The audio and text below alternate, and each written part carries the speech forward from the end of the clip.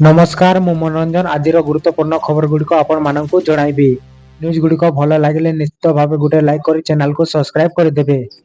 तो चलतु आज गुरुत्वपूर्ण खबर गुड़िक नजर पकाइबा। 7 तारिख जाए वर्षा संभावना 5 जिला को अलर्ट 70 किलोमीटर बेगर बहिब पवन।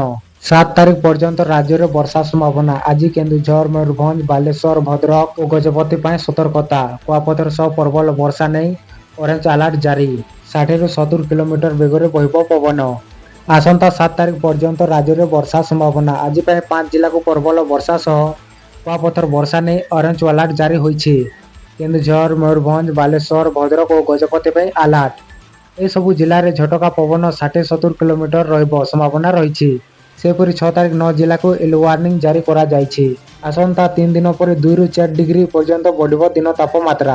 परवर्ती 24 घंटा मध्य उत्तर ओडिशा समेत गजपति जिले में कालबैशाखी प्रभाव अधिक रहिबाकु थिबारु ऑरेंज अलर्ट दिया जाइछि। आसंता 7 तारिख पर्यंत घड़घड़ी सह वर्षा पवन कुआपथर माड़ आशंका रही। यार प्रभाव में तापमात्रा बढ़िबनी। 8 तारिख ठारू राज्य में ताती बढ़िबा संभावना अछि।